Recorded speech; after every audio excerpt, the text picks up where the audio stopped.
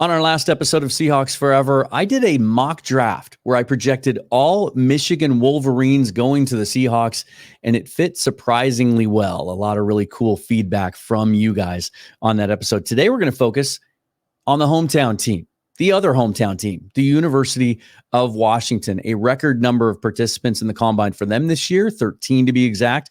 They've got a shot to break the record for most Huskies drafted, set back in 1998 when 10 of them went in the 7-round draft. And again, there are some obvious fits that many of you have been talking about. There are some not so obvious fits. Who better to speak to it than Christian Caple? He has covered the Huskies for years, first for The Athletic, and now on his own website on Montlake. And you've also probably seen his stuff on 710 Sports Radio's website as well. Christian Caple joins me next to talk UW Husky fits for the Seahawks in this year's draft. Welcome to the Seahawks Forever podcast. In-depth analysis on everything Seahawks. And now, here's your host, Dan Viens. Welcome back to the show, everybody. 1 year ago today, the first episode officially of the Seahawks Forever podcast after SB Nation shut down their entire podcast network, and then thus away went the Field Goals podcast. So thank you to all of you who have helped get us here today, 1 year later, and 5,300 subscribers strong. You can still do your part by liking this video on YouTube, subscribing to the channel, hitting that bell button for notification of all new episodes. You can subscribe on any audio platform, and on Spotify, you can actually pay 99 cents a month and listen to episodes exclusively ad-free. You could also just buy me a coffee or a beer, as so many of you have done. Those links will all be in the description. Let's get into today's conversation. There are some obvious connections that many of you have been making for a long time. Michael Penix, Troy Fautanu, but maybe there are some other fits among that group of Husky prospects for the Seahawks in this draft as well. Maybe there are some guys kind of flying under the radar being overlooked. Let's get into it. This is Christian Caple joining me earlier today to talk Husky prospects with the Seattle Seahawks. Christian Caple taking time out of his busy schedule this time of year to join me. He is the founder of On Montlake, which you can get on Substack and also on montlake.com. Longtime UW Husky reporter for The Athletic and also co-host of the Say Who Say pod. Christian, thanks for joining me today. Yeah, thanks for having me. So you talk about Huskies for a living, but now you get to talk about your hometown NFL team too. There's a lot of natural connections here. But before we get into that, you just celebrated an anniversary for On Montlake. Tell me how that's going.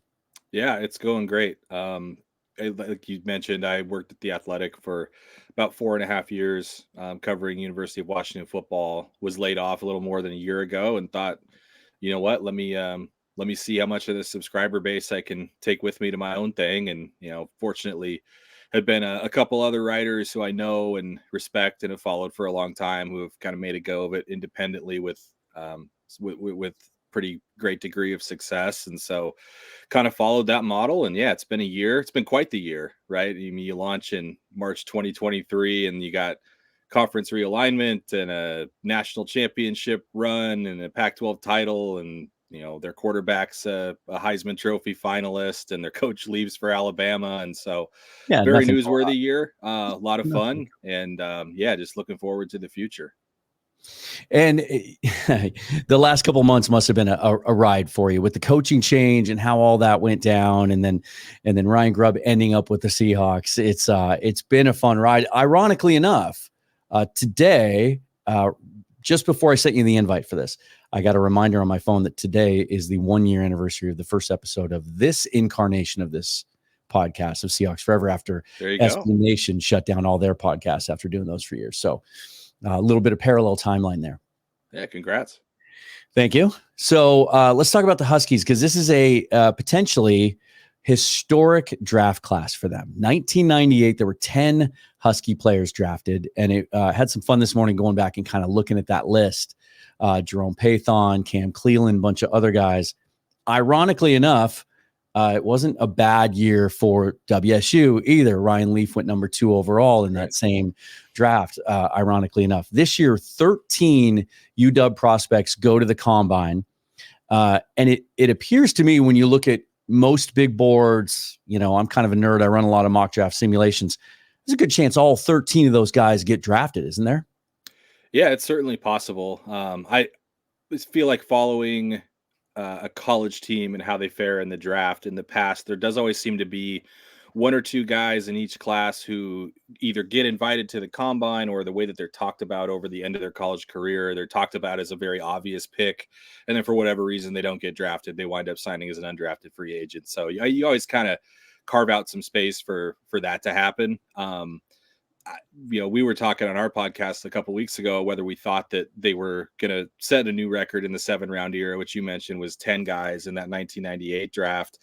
Going into the combine, I think what we kind of settled on was that'd be 11 to 13. That'd be kind of a risky bet. But the way that group worked out, especially some of those guys who you would think about as maybe being lower half of the draft type of guys, like an Edefuan Ulafosio at linebacker or Dominique Hampton at safety, showed just how athletic they are and tested really well. And now you're starting to think about, okay, someone like Devin Culp, right? A tight end who didn't have a ton of production in college, but you always knew he was a plus athlete at that size. And then he runs a 4.47, and that probably opened some eyes. So you look at all 13 of those guys. There's really nobody who you'd say, I'd be shocked if that guy got picked. It's certainly at least possible for each of them on an individual basis.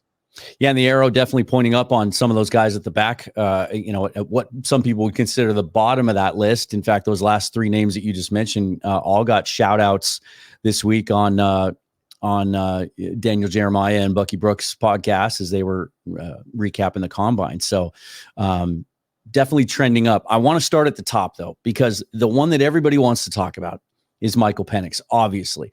Runner-up for the Heisman, another great year, gets to the national championship game. By all accounts and by all opinions that you see out there, had the best day throwing of all the quarterbacks that did choose to throw at the combine. And Seahawk fans are quick to want to make the connection there for obvious reasons. Ryan Grubb is now the offensive coordinator there. Scott Huff is on that staff. The Seahawks need a long-term answer at quarterback, regardless of how you feel about Geno Smith or not.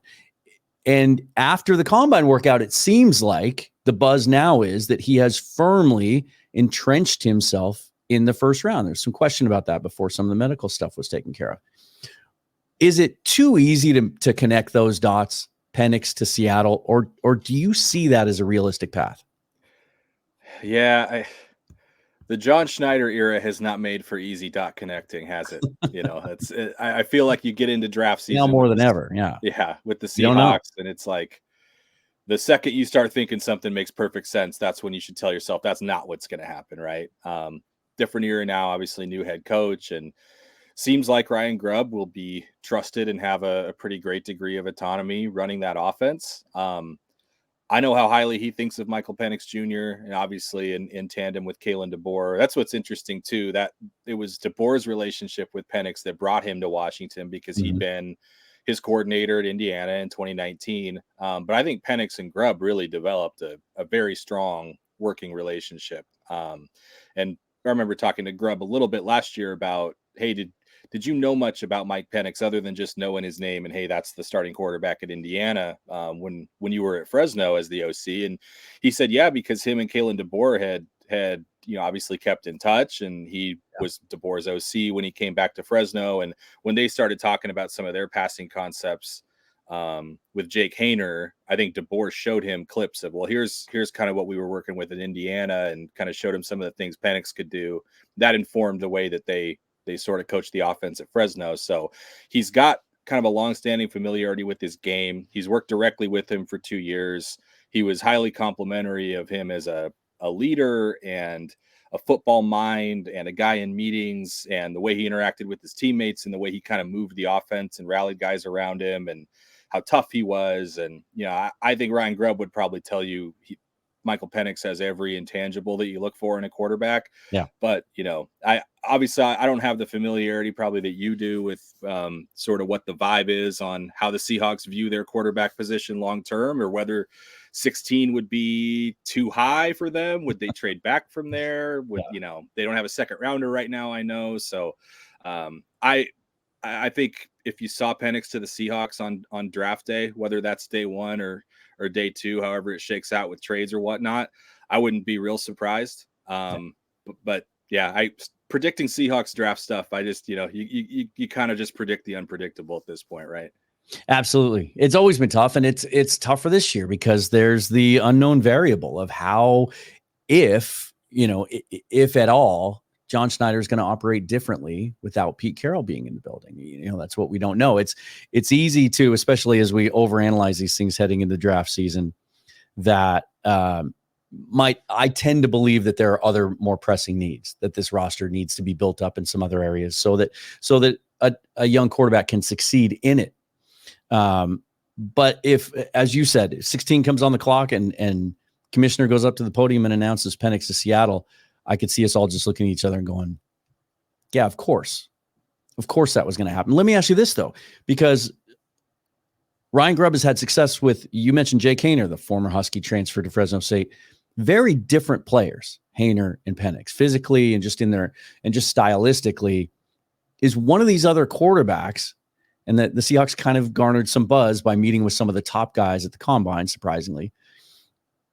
Some of these other guys in the top six, Bo Nix and JJ McCarthy and the other top three, can you see, from what you know about Ryan Grubb, can you see one or more of those guys also appealing to him? Because as much as everybody wants to put those two together because they've been together, it's a whole different ballgame. You're in the NFL now. You're thinking about your next 15 years, and sometimes those loyalties only go so far.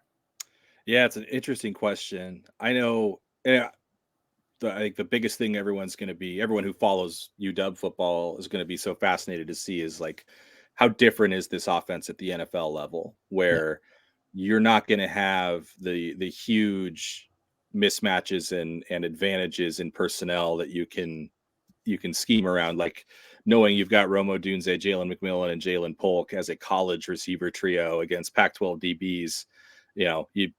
You kind of know what butters your bread there. With Nix and McCarthy, I like the way Bo Nix throws the ball downfield. They obviously didn't do it a lot. I mean, the big knock on him, and especially hearing Husky fans talk about Oregon's offense and Bo Nix's completion percentage and all those things. Yes, they threw a ton of short passes, a ton of throws at or behind the line of scrimmage. I thought when they did take shots, he was fairly accurate. I'm not sure what his numbers are on that. Didn't see Michigan ask JJ McCarthy to do a ton that way. Obviously, he's very athletic and has a real live arm, and he's got all these traits that make him there's a reason he's being talked about as a potential first rounder, and he's kind of shot up the board since the season ended. But in terms of somebody who's got the proven body of work, being really explosive and being explosive minded and being aggressive minded and wanting to throw the ball down the field and knowing that, hey, if that's my strength, why settle for the underneath intermediate stuff when I know I can take these deep shots and in Penix's case, take advantage of the talent that they had at receiver also. Yeah.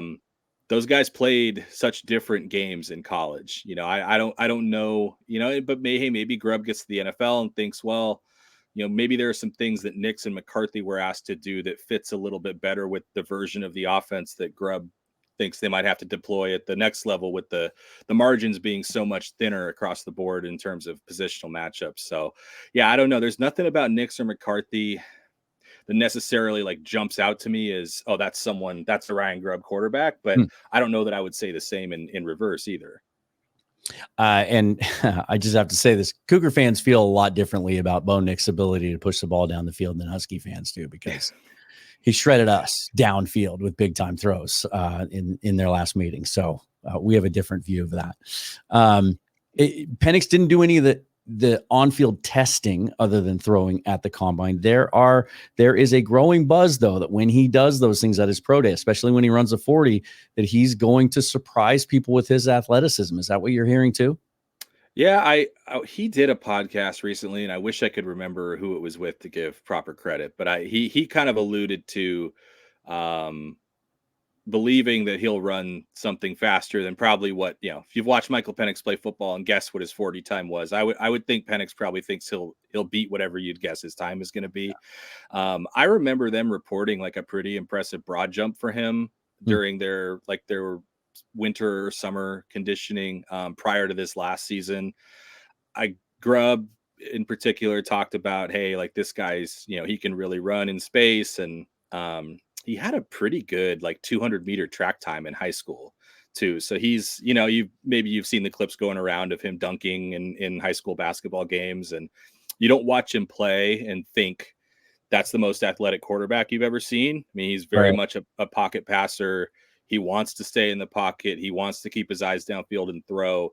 You didn't see him scramble a lot. They very, very rarely called designed runs for him that weren't quarterback sneaks. Although, getting that Sugar Bowl game against Texas, he did pull it on a couple of zone reads that you could tell they were really trying to leverage, hey, no one's going to respect him keeping it because he never does. So, let's throw that in the game plan a little bit. And I thought the way he accelerated in that game on a couple of those pulls was like, oh, okay, there's that speed you kind of hear about that maybe he showed a little bit more at Indiana earlier in his career. So, his injury history is such that I can't imagine a team wanting him to run a ton, but in terms of actually what he's going to put on the clock in a 40-yard dash, I wouldn't be surprised if it was maybe a little faster than people might guess.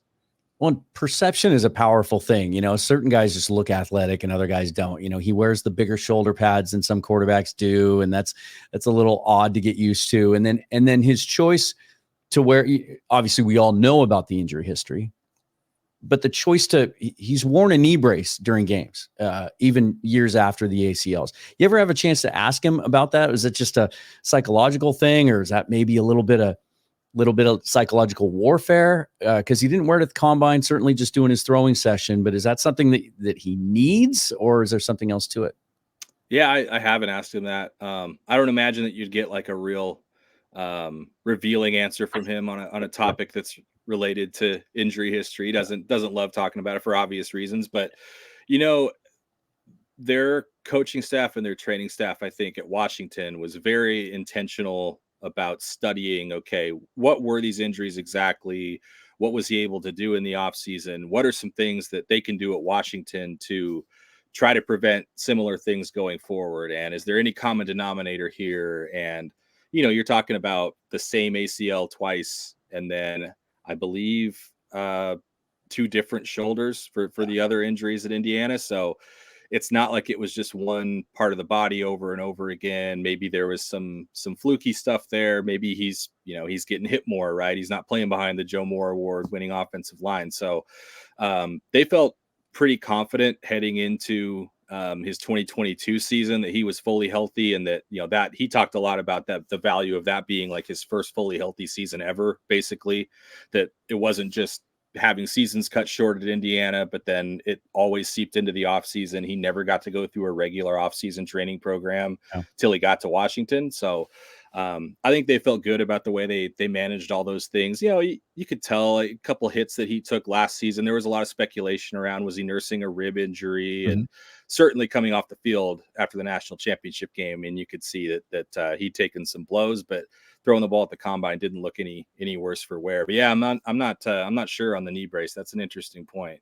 Well, I felt like, I gave him a ton of credit for, I was surprised that he even worked out at the Senior Bowl, practiced during the week. He chose not to play in the game, but I thought, gosh, it's only been 3 weeks since that national title game. We all saw him have to be peeled off the field and walk off, in obvious pain.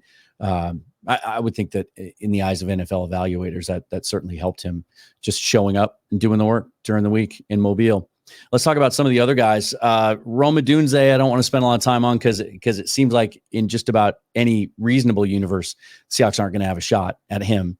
But then you get into a group of guys that I even had somebody on my timeline on Twitter the other day, because I played around with an all Michigan mock draft that worked remarkably well with some of the obvious connections. Someone did the same thing with UW prospects. And when you go through the list and you're checking boxes of needs, at least, pre-free agency that the Seahawks would seem to have, there's a lot of natural fits there. Troy Fautanu is getting a lot of talk as a potential fit at 16. I want to start there. He had such a remarkable workout and impressed so many people at the combine with his athleticism at his size. And he's so physical, and the measuring at 34 plus inch arms really helped, because because it's been assumed in most scouting reports that I've read over the last 2 months that he's just going to default to guard and move inside at the NFL level, which is probably where he would fit best as a Seahawk. From your sense of being around him, because you hear this time of year, you hear a lot of this. Well, this guy's telling teams he wants to play tackle, right? Well, this guy's telling teams Graham Barton from Duke, he'll play anywhere. Is Troy Fautanu one of those guys? If the Seahawks took him at 16 and said, we need you inside, is that something that you think he'd fit into?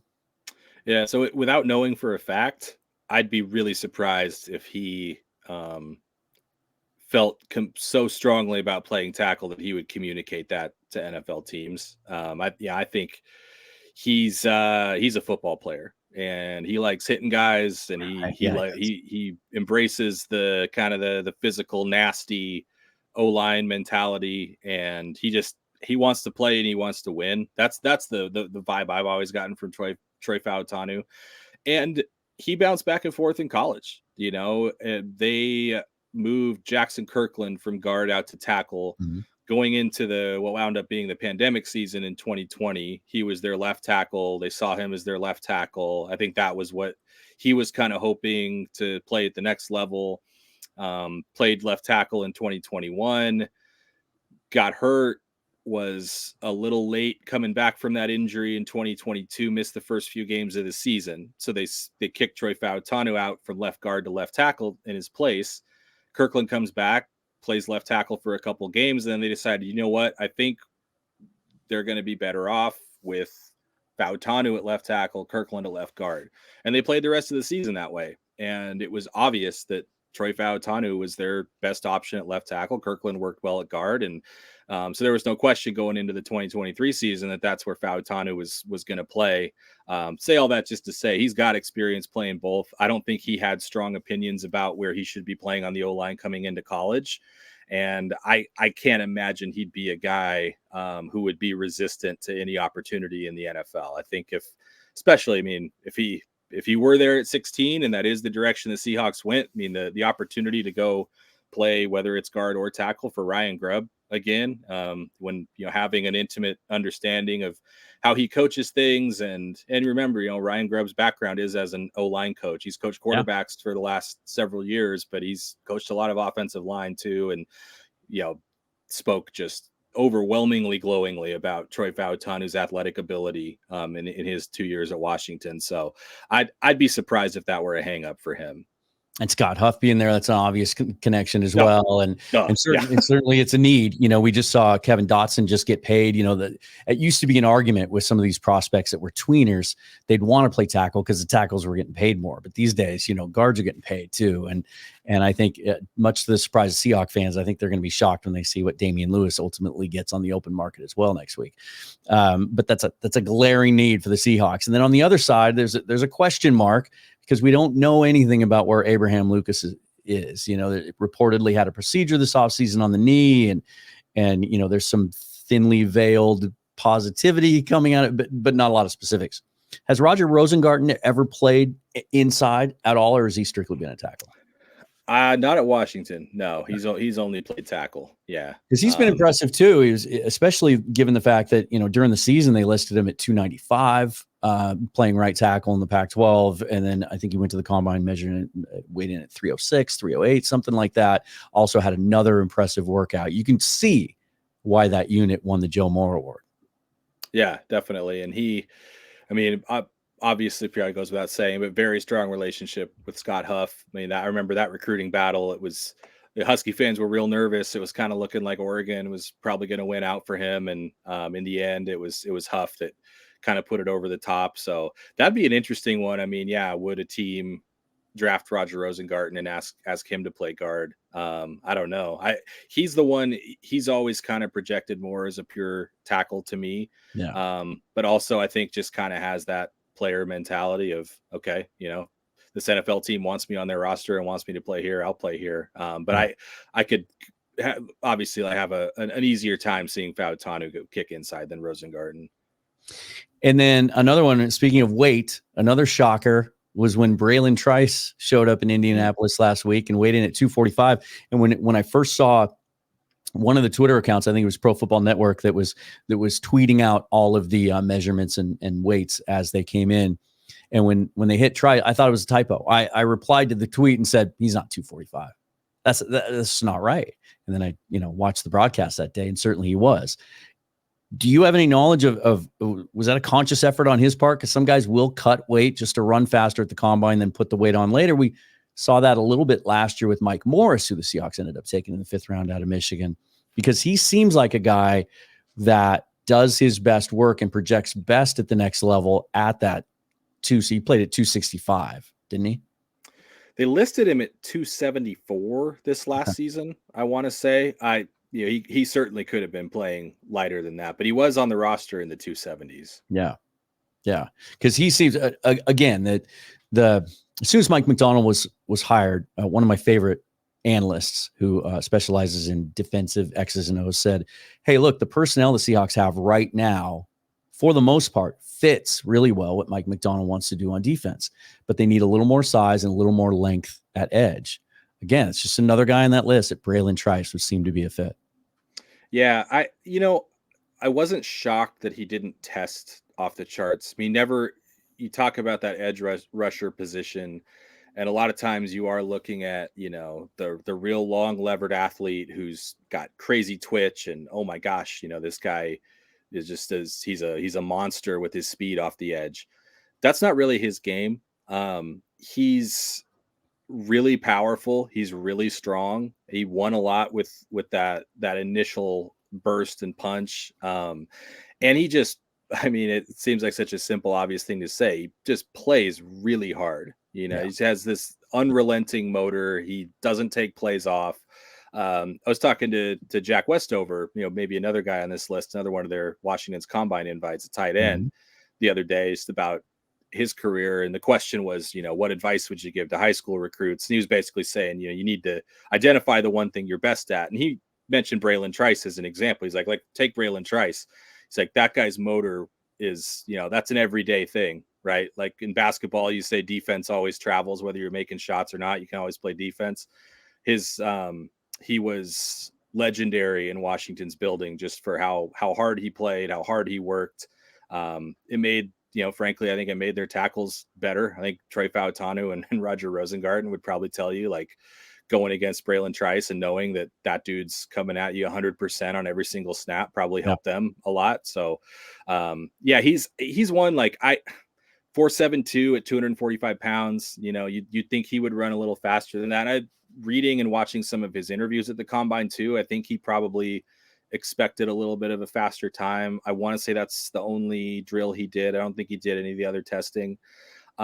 Look, he's a turn on the tape guy, turn on the tape, watch how he wins, watch how often he pushes the pocket and moves the quarterback off his spot. Didn't have the sack production this last year that maybe was expected or that maybe he hoped to have. But that was one where Washington's coaches every single week over and over and over again are like, Braylon Trice is impacting the game. I know he didn't have a sack. I know he hasn't had a sack for the last few weeks, but like, watch the tape. Opposing offenses are absolutely game planning for his presence.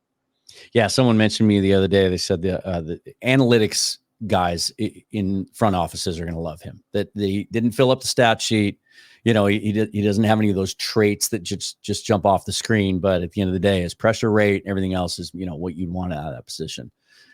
This list of 13 guys, any of them, in your opinion, being overlooked, underrated, more than most? You mentioned Jack Westover. He's a little bit of a, he's a 6-year guy, right? A little bit of an older player, a little undersized for the position, but catches the ball well. And, could he be a guy that you make a back end of a roster? Yeah. On our show a couple weeks ago, I was saying, like, it would almost be surprising if he wasn't on a roster. Not necessarily saying I'd like wager a ton he'd get drafted or not, but just seems like the kind of guy who there will be a spot for in the NFL. He's very consistent.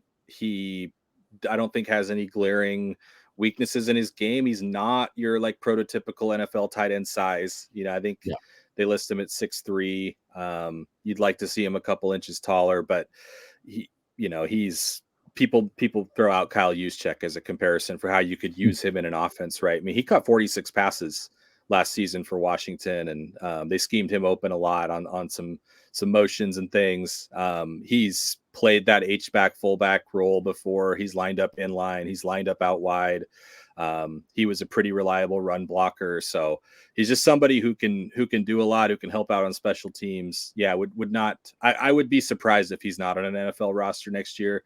One guy, maybe Jalen McMillan, who I think going into the 2023 season, and I don't know what the Seahawks needs at receiver would be at that point in the draft, but you would have said that with a really big year, he might be a first rounder like Odunze, and had the knee injury that he tried to play through a couple times and was kind of set him back. And but then, hey, all of a sudden it's the Pac-12 championship game. He's healthy and he's a major factor. He's one of the best players on the field, healthy, and was able to play in the college football playoff, and then puts up a 4.47 at the combine. That was one guy I was interested to see, just like how well does he move? What does this look like for him? Is that injury still going to be a thing? I think he answered some of those questions with how he ran. He's an extremely skilled, fluid route runner, very flexible, and just understands space and timing, and just kind of one of these guys who has an innate feel for where he is on the field. And Odunze was the star of that offense, and the guy who's going to be a top 10 pick, and absolutely rightfully so. Maybe that has shifted some attention away from just how good Jalen McMillan was in college, and how good he could be at the next level too. I'm real curious to see where he ends up going. Well, I don't think, again, given what they do in free agency, I don't think anybody would be surprised if, that third round rolls around, and with that extra pick the Seahawks have, that they think they look into the future at the receiver position. And it would make a lot of sense to me to take a guy like that, especially with Lockett getting older and JSN looking like a guy who's going to play mostly inside. That'd be a fun fit as well. Before we finish up, I can't, we've mentioned his name a dozen times. You've had some time now to kind of chew on and get used to the idea of Ryan Grubb and sort of his whirlwind last couple of months, going from UW to Alabama briefly to Seattle, and that whole courtship. You wrote a piece about a year ago when he turned down the Alabama job and decided to stay at UW, and did a real deep dive into his backgrounds. Fascinating guy. You talk about blue collar. Guy was a pig farmer earlier in his life before he really got deep into coaching. His first coaching job, he made $2,700 a year. What are the qualities that you see being around Ryan Grubb that lead you to believe that he's going to be successful at the NFL level?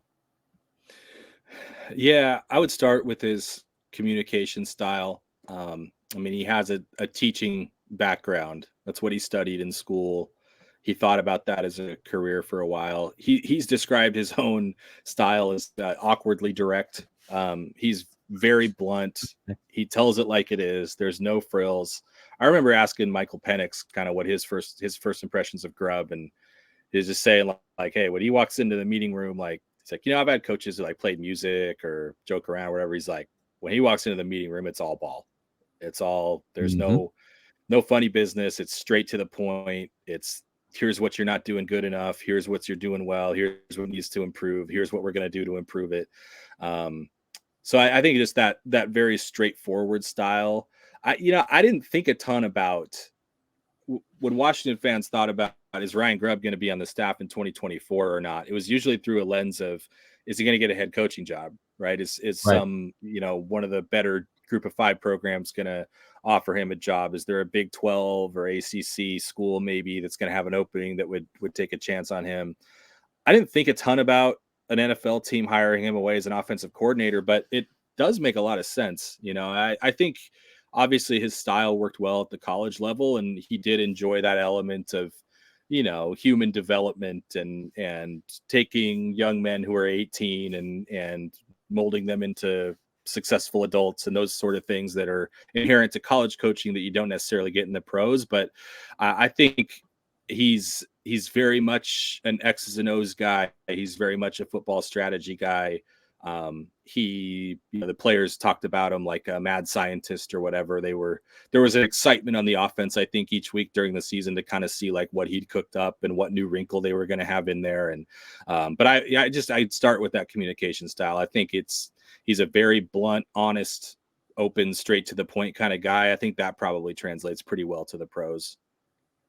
I think it translates to fans. You know, the Seahawks have a history of hiring offensive coordinators that when they stand behind a podium and speak, just don't say anything, or at least nothing worth consuming. Or I felt like the first 5 minutes that I listened to Ryan Grubb talk about sort of his vision for the Seahawks and his vision offensively and his philosophy, I felt like I was smarter for it. Like Schneider describes him as a guy who has a big brain, and you can see that, and the way the players talk about him too. It's pretty exciting stuff. Last question: if you had to set an over/under on how many, if any, UW Huskies will be Seahawks after the draft, where would you set that line? Ooh, it's got to be at least one, right? Somewhere. Yeah, I don't think you'd get a lot of money on the over if you set it at 1.5. So I'd set it at 0.5. Let's say we got to decide between, is it going to be none or is it going to be one?